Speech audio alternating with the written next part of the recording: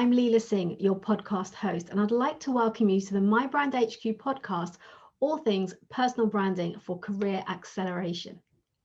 This podcast is for talented, ambitious career professionals like you who are wanting to be perceived as a thought leader, to be top of mind to those that matter, and to make an impact and stand out, be that in your team, your organization, or your industry, and to be inspired by other successful leaders. I will be interviewing high-achieving career professionals who have carved out a successful career in their field and are open to sharing their career journey, their challenges, their learnings and insights with you, someone who is looking to establish your personal brand and accelerate your career. Through my personal branding and coaching practice, I enable career professionals primarily in the technology industry to earn more money, to increase their salary. In fact, I spoke to all of my past clients that I've worked with over several years and learned that actually overall, they've received an average of 47% increase in their package. Would that be a great place to be? They've also all achieved at least one, if not more, promotions or moved on to a higher level in their career at another organization. And they're looking to advance their career while showing up as the best version of themselves. If this sounds like you, then do reach out to me and let's have a chat. And why do I do this? Well, during my corporate career spanning 25 years, I quickly realized that hard work alone was not enough to get me to where I wanted to be and the success that I strive for.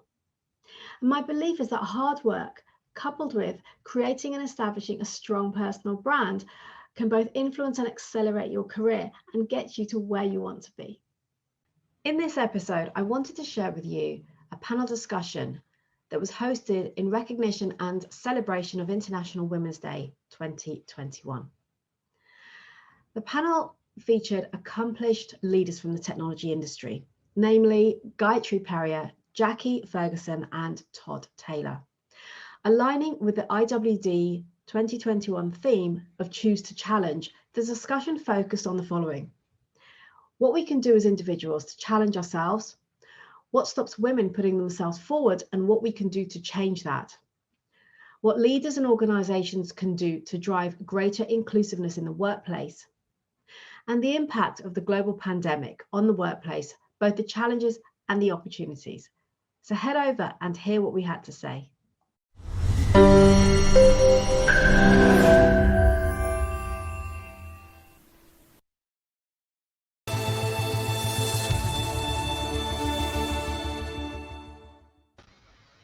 Good morning, good afternoon, good evening, and welcome to My Brand TV. My name is Leila Singh. I'm a personal brand coach, trainer, and consultant, and I work typically, but not always, with career professionals in the technology industry who are looking to earn more money, get promoted, and to advance their career through building a powerful personal brand. And I'd like to welcome each and every one of you who's watching here on the live or on the replay. So what is My Brand TV? We're all about personal branding and personal branding for career acceleration. And you might be thinking, well, what is personal branding? So I'd like to share a little bit of that with you very quickly. Personal branding is others' perception of you. It's your reputation amongst your peers, your colleagues, and in your industry. And it's what people say about you when you're not in the room. And most importantly, it's the feeling that others experience when they meet you, when they work with you, and when they hear your name mentioned, because those feelings create lasting perceptions. And why is personal branding is important? It's important because it's critical to understanding who you are, what you stand for, and what you want to be known for, both personally and professionally. And it's also about, it's integral to all stages of your career, because it's about whether you're starting out or you're established in your career, whether you may be seeking to change role or to perhaps pivot to something completely new.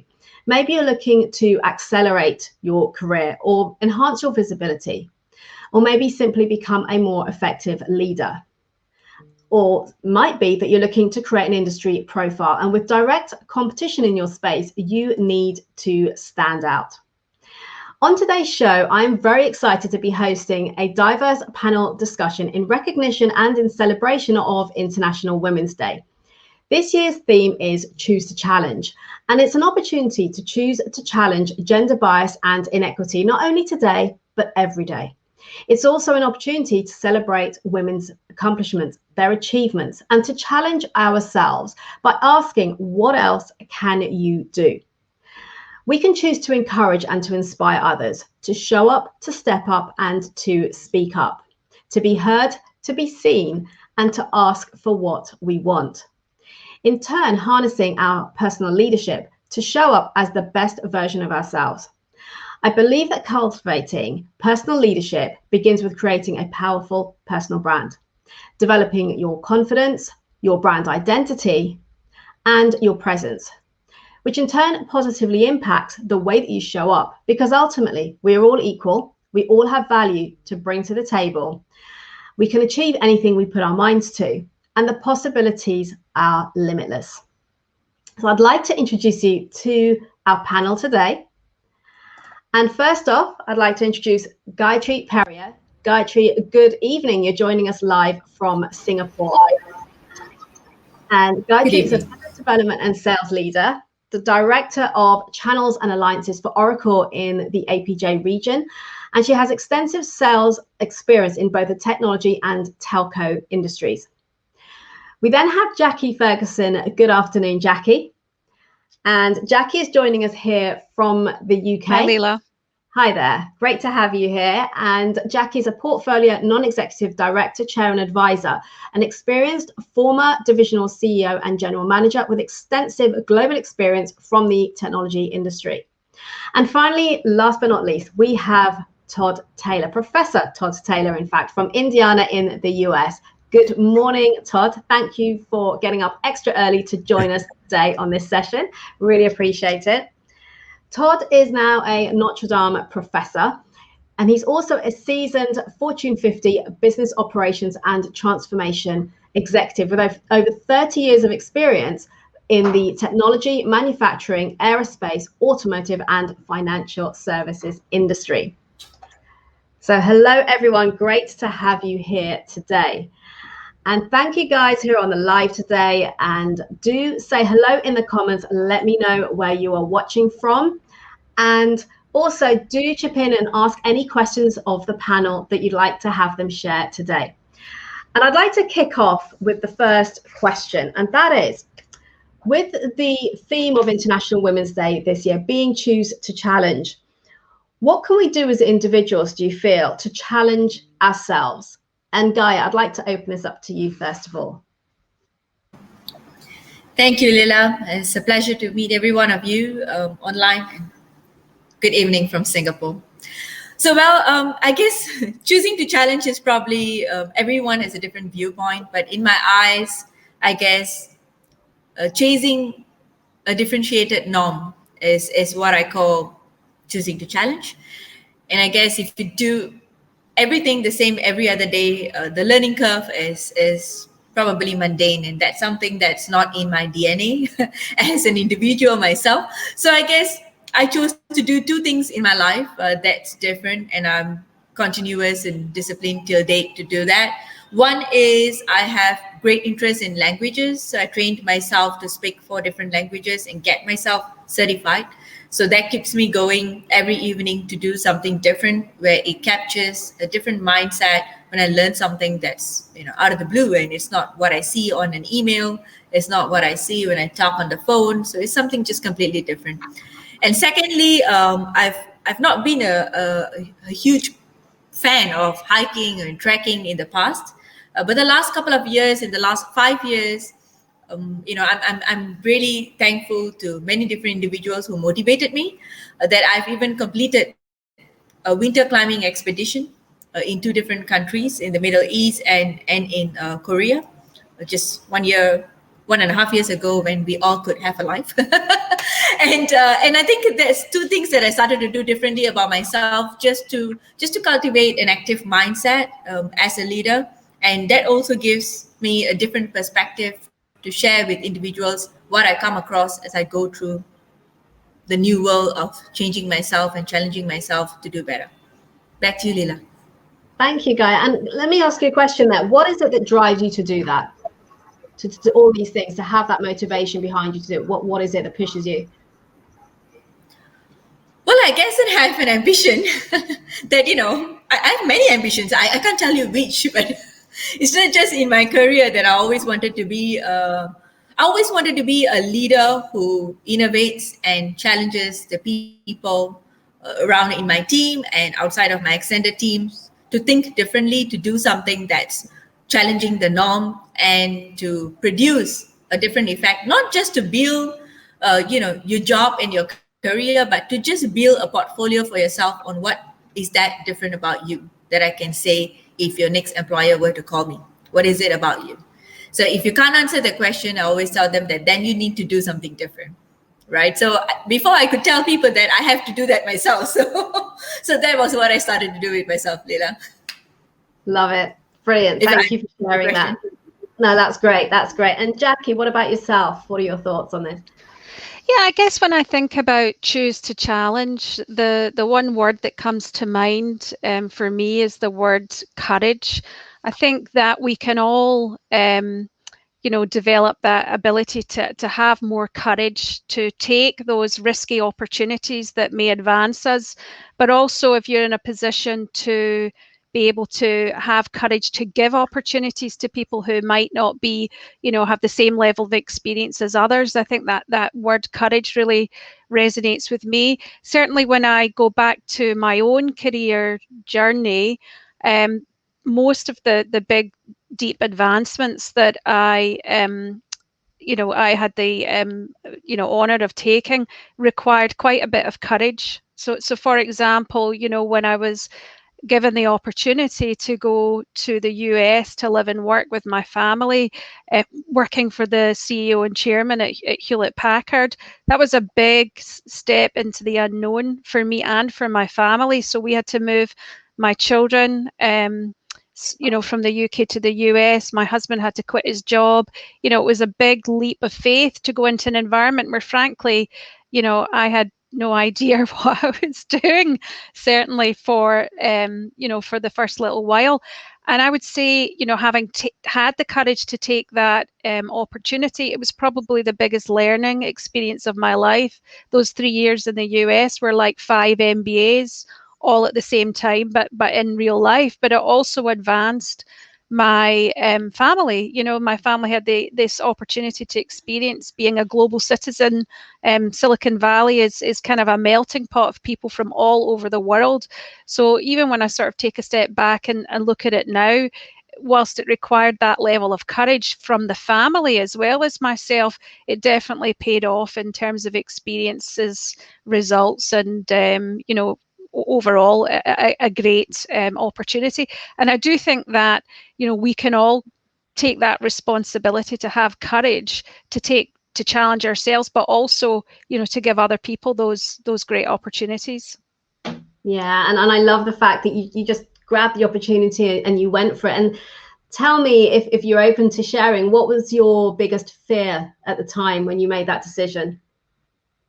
Well, unfortunately, when I made the decision, I was a little fearless at the time. It was actually when I got there, I thought, oh, this is a terrible mistake. Because it was so completely different from anything I'd done before.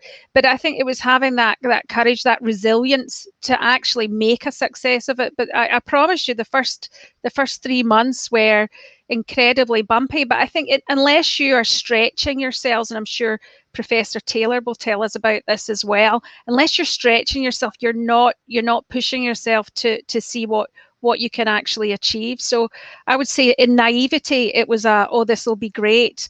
In practice, it was really quite an interesting journey. Yeah, no, and it's phenomenal. I think in terms of, just taking that step, fearless is a great word. It's just letting go and just go for it and see what happens, and asking yourself, what is the worst that can possibly happen, right? But thank you for sharing that. And Todd, what about you when it comes to the theme of choose to challenge? Yeah, thanks, Leila. Let me first say happy International Women's Day to all of you, number one, and all of the women leaders around the world in all industries, and including my wife, by the way. So just, this is a celebration of you, not a one-day event, not a one-week event, but literally it needs to be permeating everything we do all the time. And we'll talk more about that, I think, as well. But when it comes to personal responsibility, one of the angles that I've been focused on, and I think really the pandemic brought this out, is not only what are you doing for yourself, which is extremely important. We all have to be a little selfish at some point. And I love the concepts around courage and fearless that Jacqui mentioned as well. But also we have a responsibility to support one another and to care more for others. And so what is our personal responsibility? What am I doing? What are you doing to care for others in this time of need?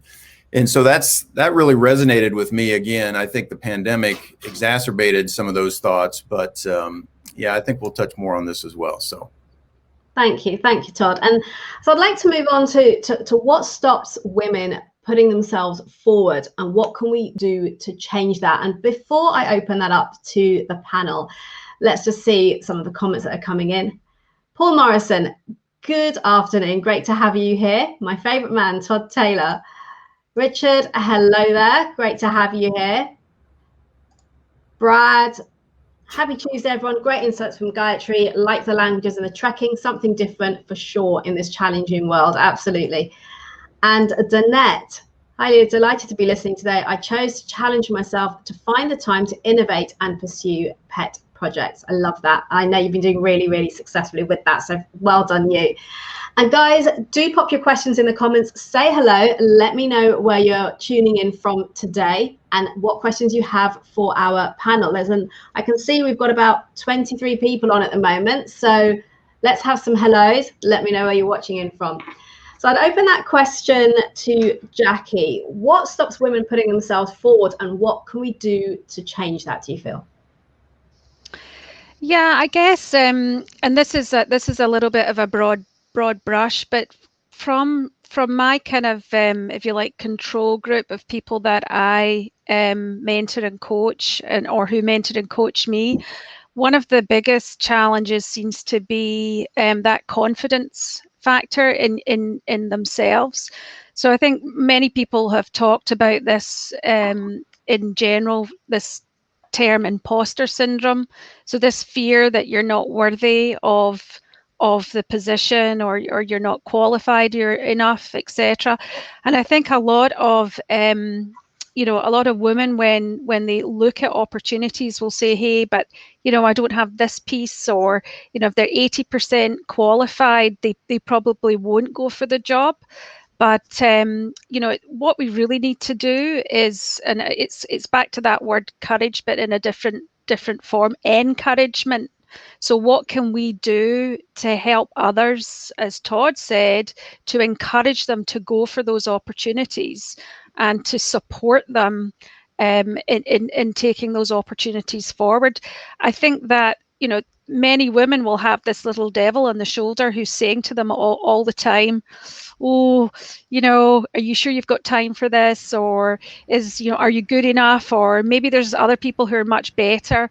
And it's like, throwing that thing off the shoulder and just encouraging women to take those opportunities when they come, and to know that nobody's perfect. Every journey, every transformation is zigzag. When you take these opportunities, it's not always plain sailing, but unless you stretch yourself, you don't learn as much. Yeah, no, very, very true. I agree. And I always say this as well, until you step out of that comfort zone, you try something new, you really don't realize what you're capable of, and you're missing out on huge possibilities and opportunities. So thank you, Jacqui, for sharing. And Todd, what about yourself? What are your thoughts? Well, I think this is as Jacqui said, this is a bit complex, but let's look at some facts right now. When we look at the Fortune 500 CEOs in the world, 7% are women. And that's a problem. That's a problem. So until we get to 50% or more, we have a lot of work to do. And so for me, this subject comes down to allyship, because we can't go from 70% to 50% and give that problem to women. It's people that look like me that are typically in the positions of power and leadership, board of directors, CEOs, CFOs, CXOs, etc., And really, they own this problem. They own the problem. So it starts with, number one, getting educated. How did we get here? Why are we here? And how do we go forward? Number two, it's acknowledging that, yes, there's a problem and we need to do something about it. And then finally, it's putting in the actions to do something about it. But allyship is so incredibly important, not just for women, but for every minority group. And so women seeking out allies, and by the way, there are a lot of allies out there who are willing and wanting to make a difference, willing and wanting to close this gap of inequality when it comes to women in leadership globally, by the way. So seeking out allies, and then it's up to allies to, put time on your agenda, put time and invest the right amount of time and resources to make a difference, to change the makeup and the demographics of our leadership today. I like that. And we've got a great question, Todd, to support what you just said there, coming in from, it's actually from Katie Lee, because I can see all that's showing LinkedIn user, I can see on my phone. So Katie, thank you for joining. Great to have you here. And Katie's saying, on the topic of allies, does anyone have any tips on how best to find and make the most of allies in the workplace? Well, I'll start quickly, and then please, I'd love to hear from Gaya and Jacqui. In terms of allyship, number one, you can have the courage and be a little bit fearless to just ask.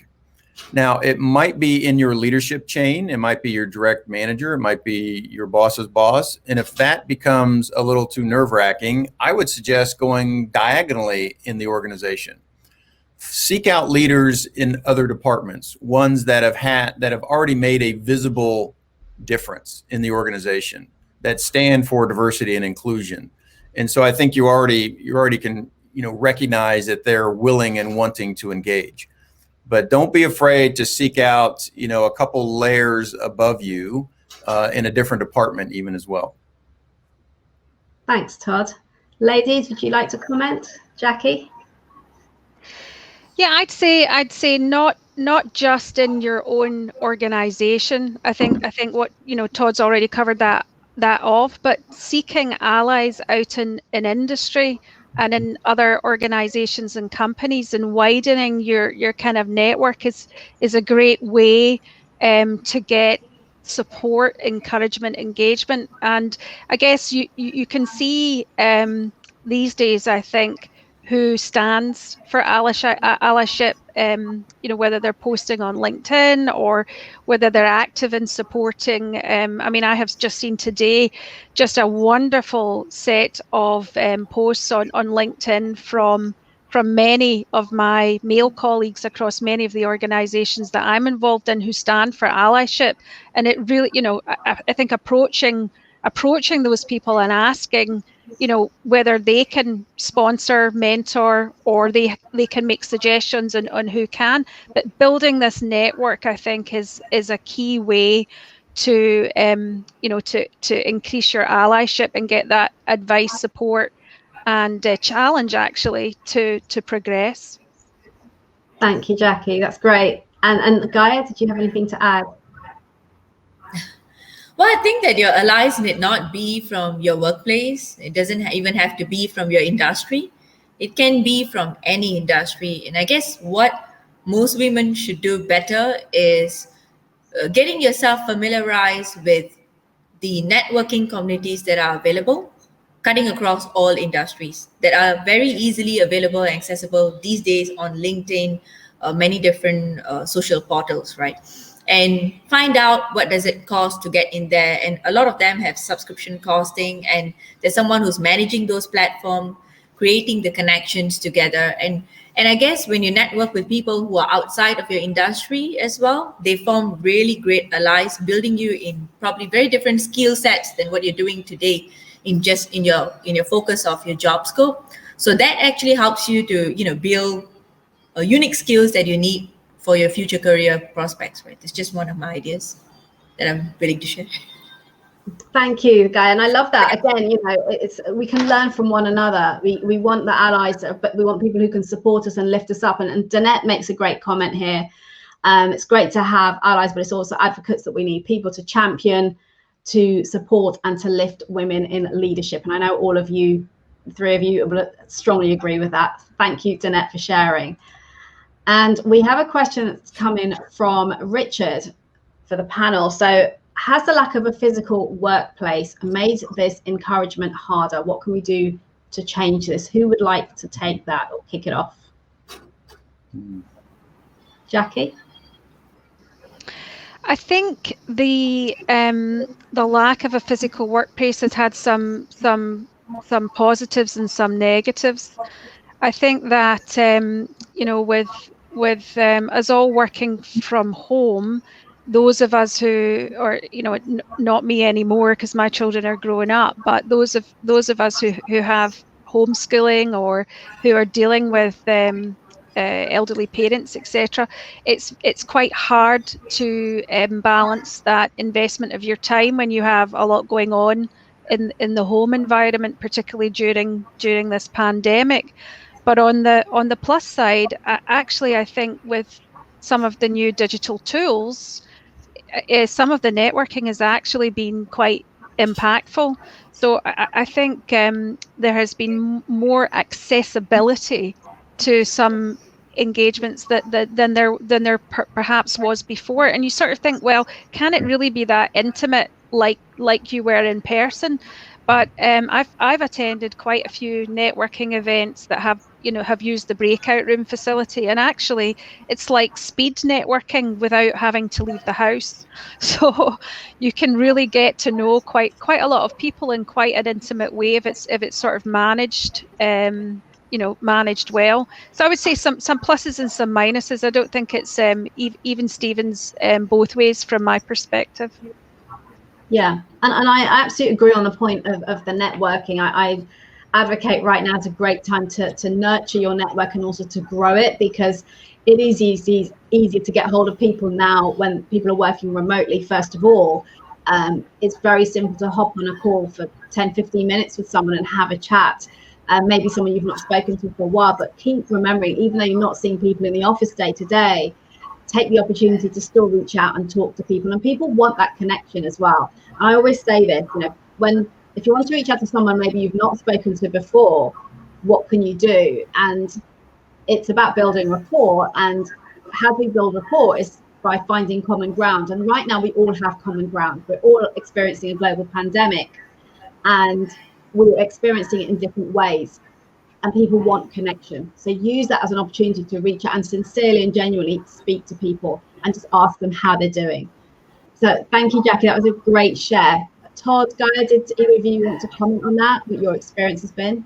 Well, I want a big shout out to my brother Richard, by the way. I haven't seen his smiling face in a long time, so it's great to see the question. And honestly, I really would just kind of reiterate a lot what Jacqui said. I think there are clearly disadvantages. We all miss face-to-face human interaction. And by the way, without a mask on either, right? So we really, really thrive for that. But the tools have come a long way. And not only has the technology changed, but there are so many more people, including, my parents, who can actually use the technology now. So we have generations of people now who have grown up over the last year and a half, learning new technology, learning new ways to collaborate and communicate. And so I think there is great hope that we can take some of that momentum when we go back into the face-to-face workforce, that our network is bigger. We have cast a wider net. We have touched more people, and more people have touched us. So I think it absolutely can be an advantage if we continue to want to collaborate and work together and continue to broaden that network, as we've been forced to do over the last year and a half. Yeah, no, like that, Todd. Thank you. Gaya, did you have some thoughts on it? Well, I think we have to find newer ways to connect to people for sure. But I guess what I've been trying to do differently is I try to celebrate every win in a video format, with not just the team that I work with, the extended teams. And we try to have an evening drink together, not meeting each other for a year now. So that's very interesting. And I think what's what's something different that you could do if you are leading a team or you are working with extended team and your peers, and you want to be, you want to make them a part of you. There's something that I do is I created a birthday calendar. I actually have a calendar. I know when are their birthdays, and I try to send them something small, something sweet that makes people remember, that we care for them, that they're important to you, and that I guess a little care goes a really long way sometimes in the really fast world that we are in. Totally Back to you, agree with you. Thank you. No, that's great, and it's so true as well. Having people feeling that they're valued and that they're bringing value as well, and just remembering, particularly now when people might be feeling isolated because they don't have that connection. That's lovely. Thank you, guys. And let's just see, we've got a comment here from Paul. Thanks, Paul, and great to have you here. Great panel of speakers, incredible knowledge and experience. Question to the panel: with your current schedule, how do you find the time to support all of the people you do? I know meeting with Todd at Deutsche Bank a few years ago was a catalyst to a great period of success for me personally and professionally. Likewise, Paul, I would say exactly the same. So Todd, question for you. What do you think? Well, I thank you, Paul. I like to say Paul is a brother from another mother, by the way. So I love Paul. I love everything he stands for and all of his wonderful, wonderful work in the UK and globally, quite frankly. So, while it's a compliment, I think, to all of us putting time on our agenda, I would say it's our responsibility. It comes with the territory of being a leader. You have to be responsible and responsive to the people. So that means putting time on your calendars, putting time on your agenda, just as you do staff meetings and the back-to-back meetings we've all have and currently have each and every day. You've got to put time on there for people. So you're doing those personal reach outs. You're doing the encouragement, the motivation, the inspiration to individuals, to small groups of people, to small teams. And I always think, the greatest leaders I've worked for are the ones who cut through all of the organizations and get down to the grassroots. Where are the people making a difference? The people on the ground with our customers making a difference, and senior leaders talking to them, not cascading messages through their leaders, but getting time with them, sharing the strategy, encouraging them, motivating them, and inspiring them. Thank you, Todd. Yeah, love that. Love that. And so, Jacqui, Gaya, did you want to add to that at all? Yeah, I'm happy to add to that. I think, as Todd says, it is a priority and it is a responsibility, but it's not a one-way. It's not a one-way process. I mean, life is all about human connection, and I'm sure Todd and Gaya get as much out of these engagements as you put in. So it's, for me, it's just one of life's enjoyments and pleasures of getting to know people and trying to help them. And it's all about giving back a little bit. But in every one of those engagements, I get lots back too. Yeah, absolutely. Two-way process. Totally. We have to put ourselves forward to have that engagement and to encourage that connection. Thank you, Jacqui. Gaya, you want to add to that? Yeah, I guess I would agree with Todd. It's part of the role that you have to stand up for the people that are with you, and they're with you for a reason, right? And it's generally not about what they do, it's about what you're going to do for them. And I think they must be able to feel that in every aspect.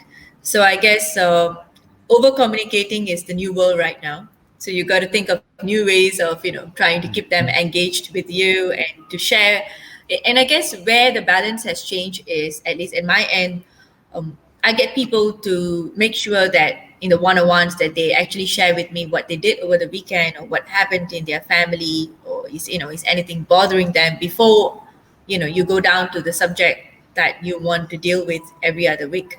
There's a million things, but I guess we need to create more of the people connection, and we need to remind ourselves as leaders, because you do have a lot of things that's on your plate that you need to achieve in that day. It's like a 35 or 45 things in a list, but I guess you just need to you need to remind yourself, and I put myself a calendar every day telling myself to ask my team how are they doing today and what exactly is going on, right? And I make it a point to just call them just randomly and ask how you're doing, like what's going on.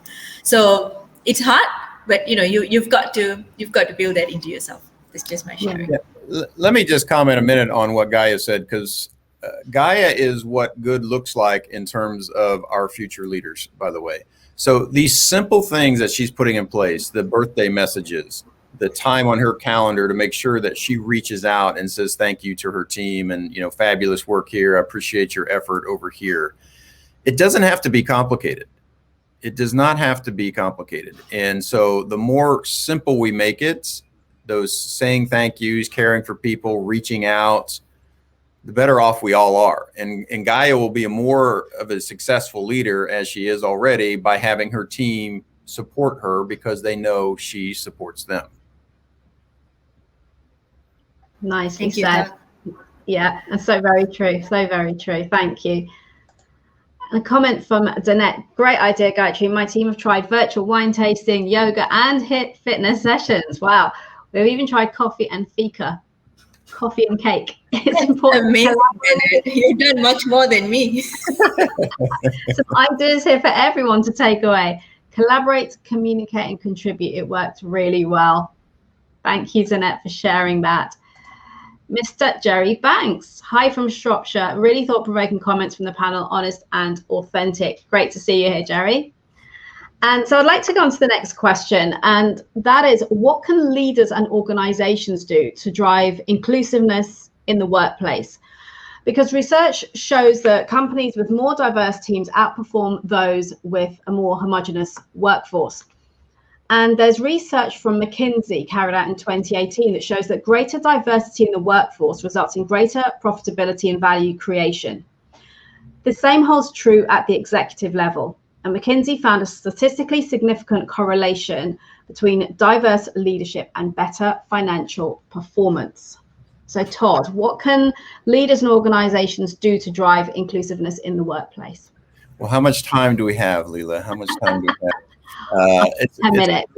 Yeah, thank you. Yeah, it's a great question. And, Paul and I have been through a lot of things together as well in our previous lives around diversity and inclusion. And I can tell you, having spent over 20 years kind of dedicated in the corporate industry to various facets of diversity and inclusion, there is no magic pixie dust that just makes it happen.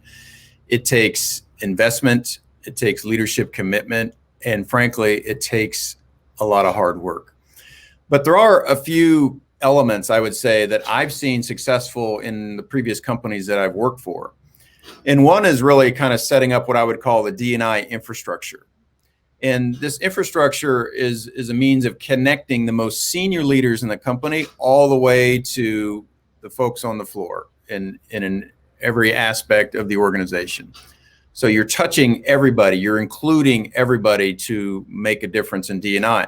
And what this might look like is you might have employee resource groups for the various constituents that are really employee-led, employee engaging, and driving a difference on the floor itself.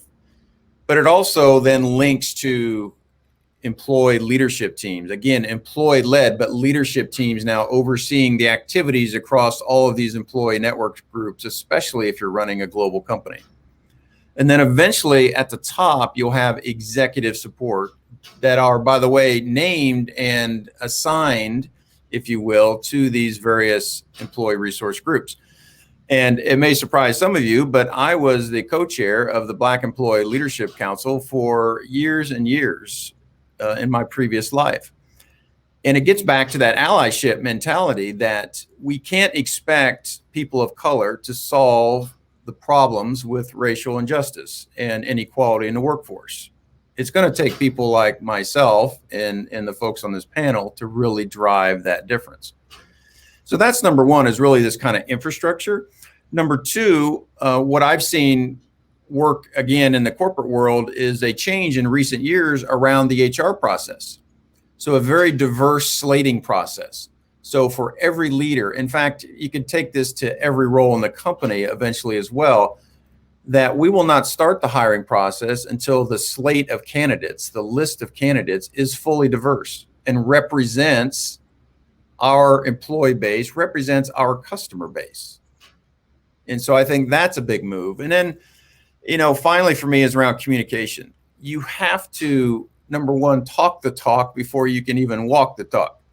So from the CEO on down, every leadership message, every newsletter, every town hall, you have to reiterate the importance of diversity, the importance of inclusion, the expectations that they have on the entire workforce and leadership team to support the strategy of diversity and inclusion. But again, it takes people who look like me to really drive the difference. And I've always said there's a reason there are not employee resource groups for people that look like me, because we don't need it. We have innate privilege, and we need to provide that privilege and opportunity to everybody else. That was short and succinct, Todd. Yeah, so perhaps I guess I will have to agree with Todd. You need to find people who will walk the talk. I'm very thankful. I guess I have many leaders in my life who really did walk the talk, and who have been, working with me to cultivate the pathway together. And I guess where any leader can make an impact is, though many HR organizations today are featuring the drive of women leadership, the drive of females, inclusion and diversity, and so on and so forth. But I guess there are definitely challenges in many trying to incorporate these changes. I think what any leader needs to do is to make sure, at least for my end, I make sure that I take a look at whether there's a balance in the team. And if there's no balance, I guess we need to take the lead to inform that this is not the pathway to go, and let's figure a new plan together. And that has worked well for me, at least in the last the last 24 months. So I'm very thankful that in various territories,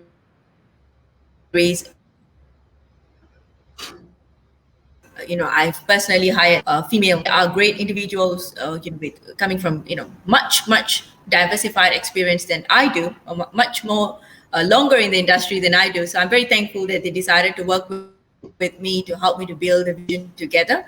So I guess you need to make people understand, how do we come together to build that intention, and you've got to instill that every day, not only just in your workplace, but also externally with the folks and in the type of people that you want to work with.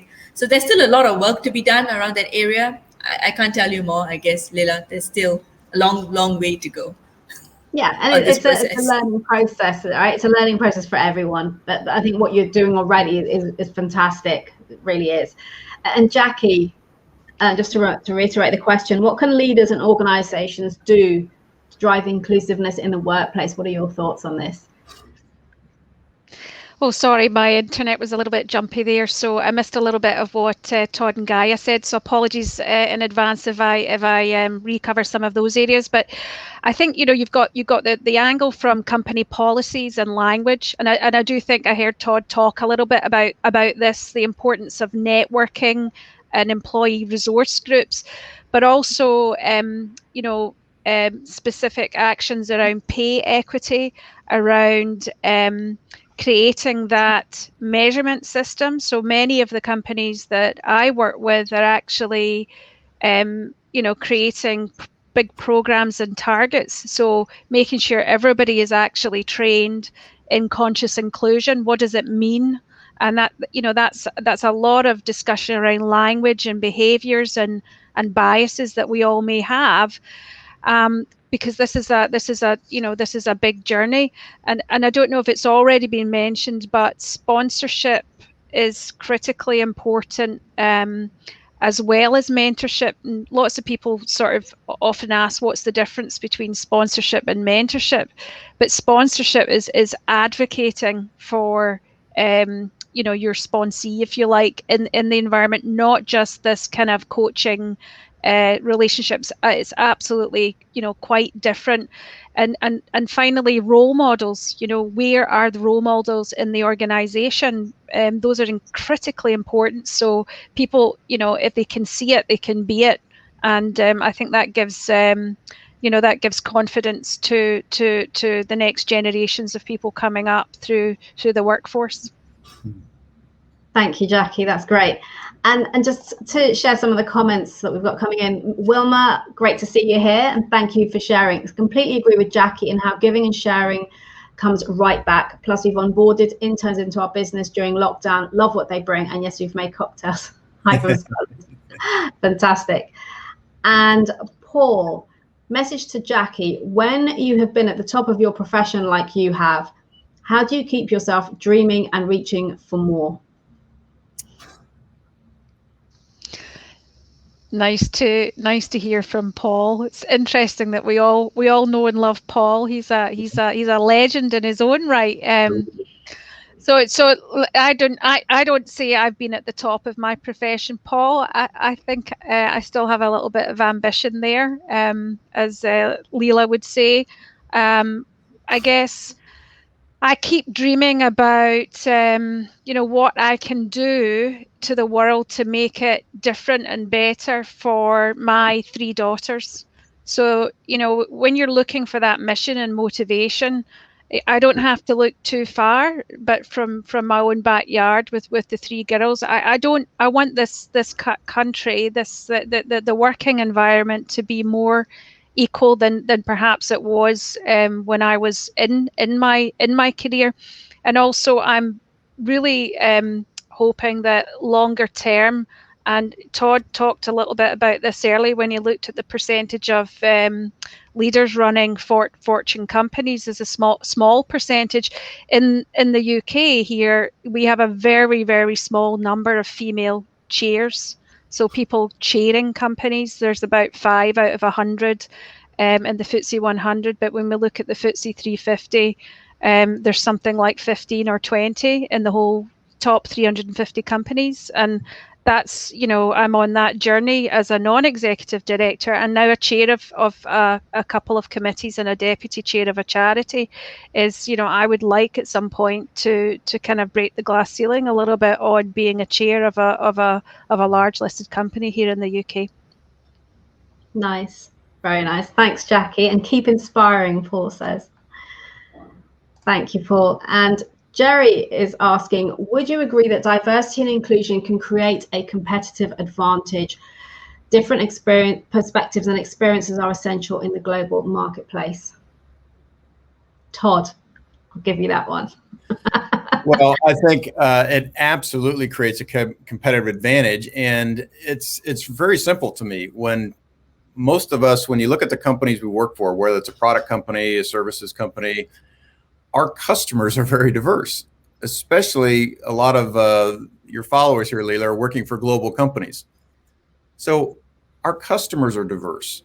How can our employees and our actions and our beliefs and our policies and our, fundamentally what we stand for as companies not reflect our customers?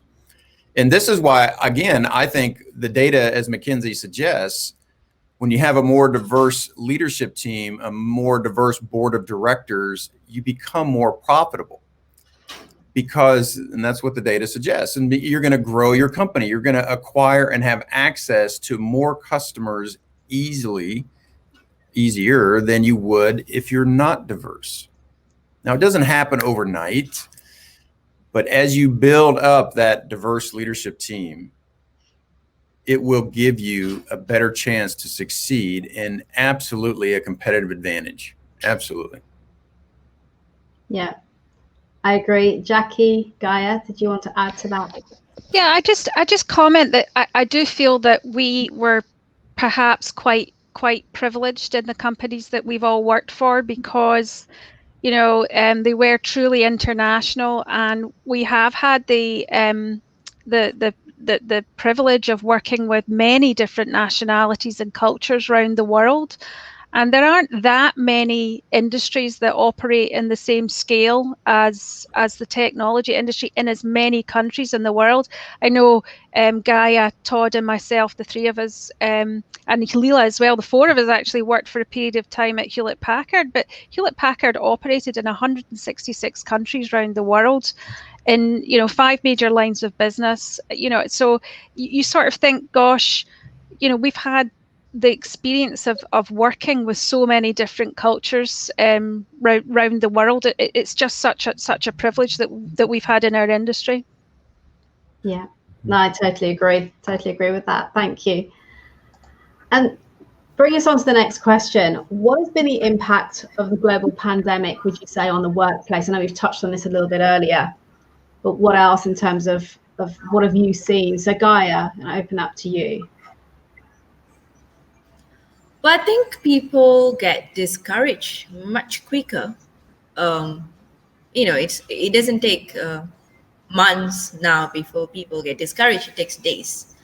And I think they easily get influenced by negative ions. Like, naturally in any workplace, there's always something good and something bad that happens every day. But I guess people take the negative ions much, much more seriously and infuses into them much quickly because of the factor of whatever conditions that you are in right now, dealing with the pandemic situation, the condition behind it, whether it's with your family, whether it's your extended families, your friends, your environment, culture, everything plays a part, I guess.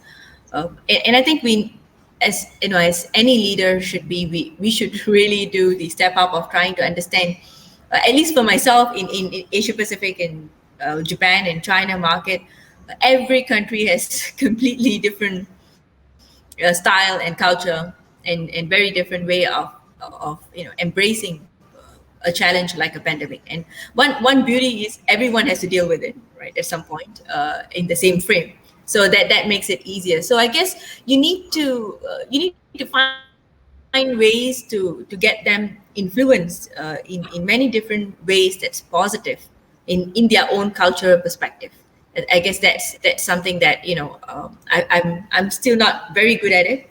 Honestly, I'm still doing one or two things differently, trying to understand how to motivate the situation. I try to read a lot of cultural maps and books to understand how do we fix those thought processes and communications around it, as we are all built around the sensation of being a great communicator, being more international, being more diverse. I guess it sometimes is like what Todd said, is as simple as trying to feel, if you live in China today and in such a big city, you're by yourself in that 2-bedroom, how do you feel about the situation today? So you need to put yourself in that box, in that frame, before you actually get on a call with that person and say, before you say something, you go like, so how did it go? Where did you go? What did you do? Did you have your dinner? How, it's as simple as that.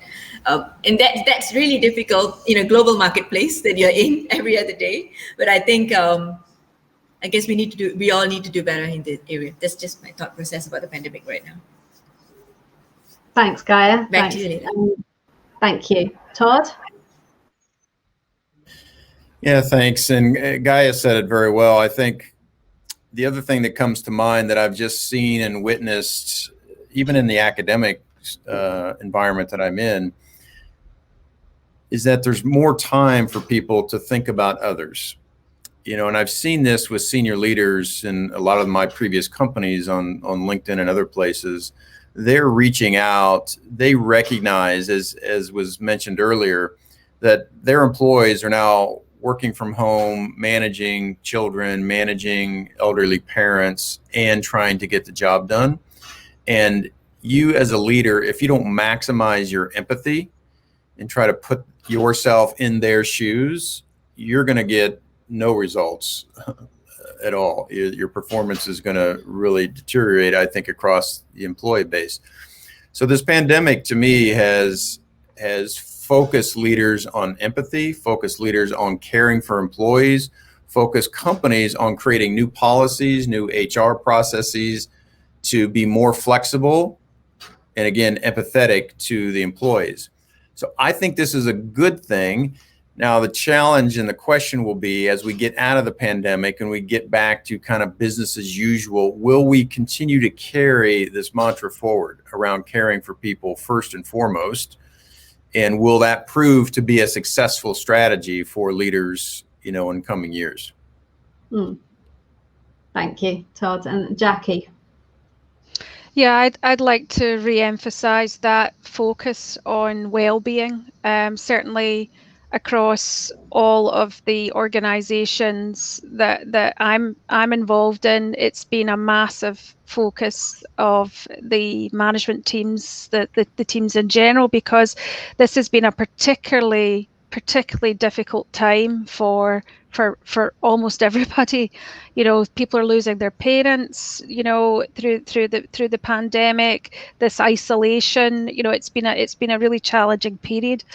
What I would say is it's probably been the biggest dramatic shift in digital transformation that we've seen in the last 5 to 10 years. So whilst these technologies have been around for some time, the pandemic has been the tipping point of forcing us all into learning how to use the technologies, because we just have to in order to get the job done. So I do think that most of the organizations that I have any connection with would have said the first 6 months of the pandemic, productivity actually in a bizarre way increased because people were at home and they were working, you know, long. What else was there to do? So they were staying online too long, too late, etc. So we were, you know, trying to reverse back out of that, you know, balance between making sure people can switch off at home, and they're not just feeling like they can just put all of their time, you know, into work. I also think from a kind of negative perspective, we perhaps have gone backwards on equality during this period of time, and I think we're starting to see some, you know, research out there about the types of people who've been more you know, distinctly affected, you know, than perhaps some of the knowledge workers, as I say. But it has given a big new focus and emphasis on what can digital do to create flexible working and cause organizations to think differently about, you know, how they can accommodate different styles of working. So for example, on some of the organizations I'm involved in, they'll say because people are homeschooling, they're choosing to work in the evenings rather than during the day once their children, you know, have gone to bed.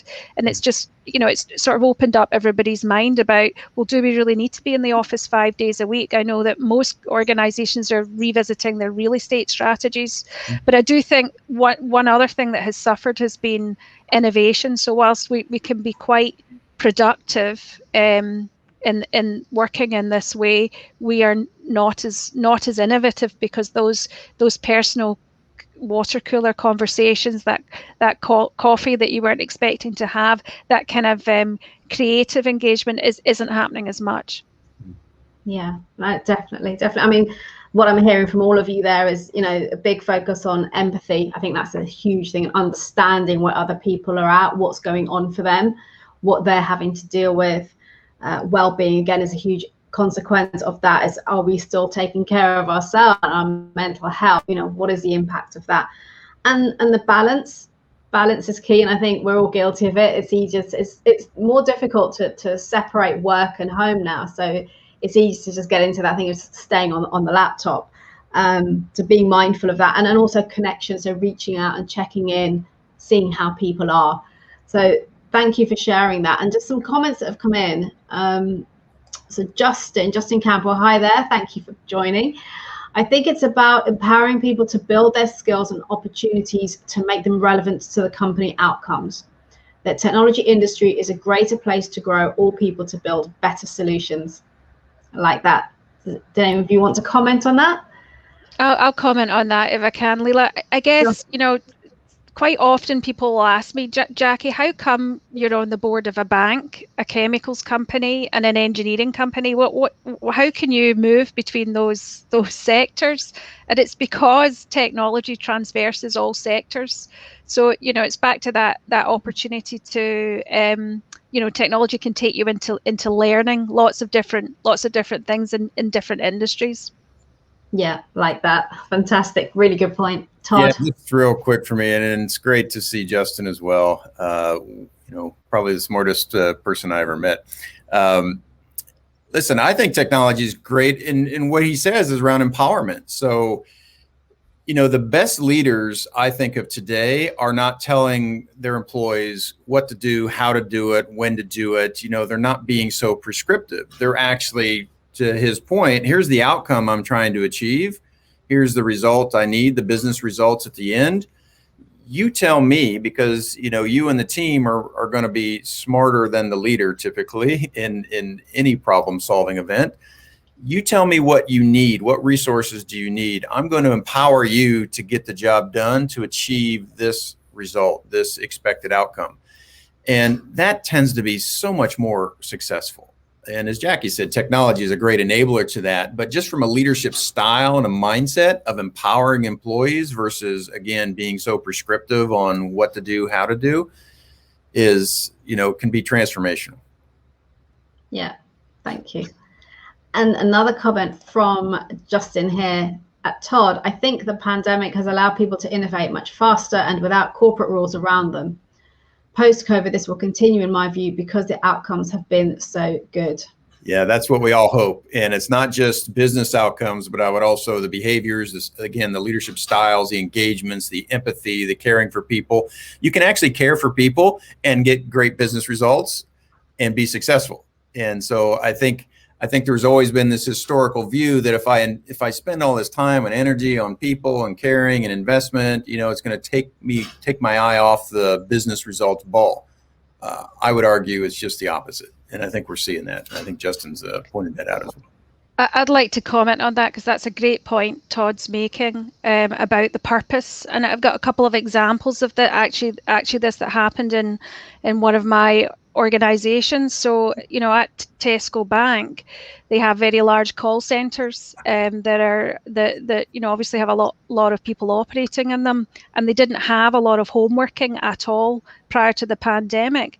But the technology team, that whole mission and purpose of making it safer for people to work was a big driver to the innovation that got people working at home inside 2 weeks, which previously they would have thought, gosh, this would have taken them 6 months to do. And again, another example of that would be gift cards. So when everybody went into the lockdown, one of the things that the bank team innovated on, and its ground up innovation, was to create a gift card that would allow people who were shielding or isolating to buy an online card so that people could do their shopping for them. And subsequently that migrated into gift cards aimed at children's free school meals, so they could buy food, instead of having not being able to get their school meals from school because they weren't at school. So I do think this purpose piece is very, very important to to getting people to the right outcome. Yeah, very true, very true. Nice, thank you, Jacqui. Gaya, did you want to add to that? Yeah, I guess I'm just very simple. I guess what I've been trying to do is during the pandemic, I especially in Singapore, if many of you know, life is really fast, and it's all about getting things done. There's an SLA around everything. And I used to joke, and I used to tell a lot of my American colleagues, have you been to my country? Like, you're going to see that this traffic light will stop in 60 seconds, and it will. There's never a time it's ever broken down. It will never will, because that's how Singapore has been built. And I think this pandemic has really taught many of us in this country, because it really slows you down and you start to appreciate people around you much more. I even stopped sometimes to give a delivery guy a can of drink, or I even stopped to say, how are you? Which I don't usually do in the fast world that I've been. And I have to admit it, because you're running for your life. You leave at 7 a.m. You come back at 11 p.m. You don't have the time to really have a conversation, right? And now I even know the guy who collects the garbage from my place. I know him by his name, and I give him a bottle of water when he comes in the morning. And I actually think that somehow you become a better person. This pandemic actually makes you realize that the EQ is like what Todd say. will never fail you. It will always make you a better person. And I think you need to keep reminding yourself in your own activities, before you tell someone to do something, you got to do it yourself. And I think that's something I'm trying to do for myself, and it really made me feel very good that I even know their names, and I appreciate everyone during this pandemic who came to deliver something, and it's not an easy time for anybody, and I guess I think we're still in the situation, but it's beautiful, to learn about people all the time. Well said. Well said. Yeah, beautiful, lovely. Thank you, Gaya. Richard, need to drop. Thank you to the panel and Leila for such an insightful session. So with that, I'd like to ask you, did you have any comments you'd like to leave our listeners and audience with for International Women's Day? Any one piece of advice, a takeaway that you've got for them? There's no advice. I guess I would tell everyone, just be as humane as you can. I think that not only it's not about the job, it's not about being in leadership, it's not about, you just have to be a human and try to understand someone. And I think it's not going to be easy, but if you do that every day, somehow you just get better at it, and that builds everything else around you, and people just stay with you, or they want to stay with you wherever you go, for the person you are. It's not exactly about anything else that revolves around it. And this is just my parting words. So thank you everyone for being with us today. Thank you. Yeah, Gaya, that was very well said. And I'm a big believer that good things happen to good people. And so, as Gaya said, just a little bit more humanity as a focus and priority, I think we'll be much better off.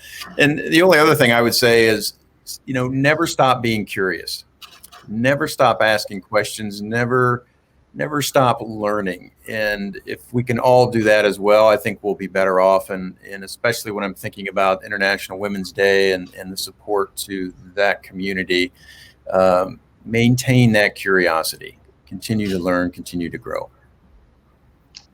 Thanks, Todd. And I guess I would add to that, always take the time to help others and give back. It's a little bit like karma is true. It does come back, but it is so worth doing. Yeah, absolutely. Lovely. Thank you very much, guys. A few more comments popped in. Charlotte, hello there. Great to have you join us. Fantastic panel discussion. Thank you. It's been great to have you here. Thank you, Charlotte. Wilma, wonderful people and purpose-focused session. Thank you very much, panel. Take care. And Paul, a fabulous interview. Thank you. Nice to see you again, Todd, Jacqui. Thank you, Leila, and I hope to meet you, Gaya. Awesome.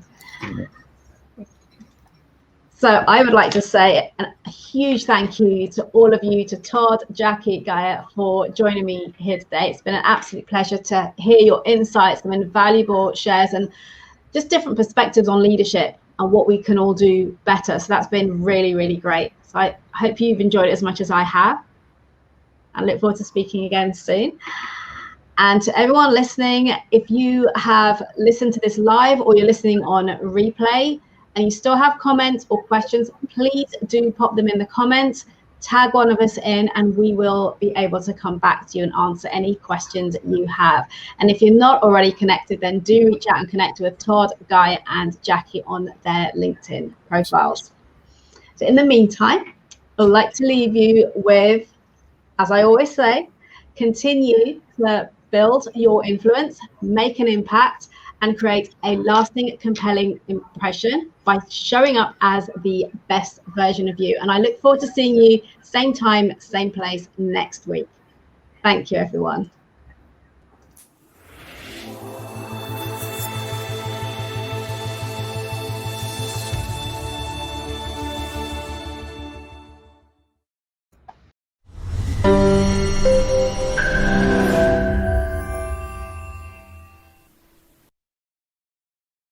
Thank you for listening. If you enjoyed today's episode, then please do subscribe to the show so you don't miss any future episodes.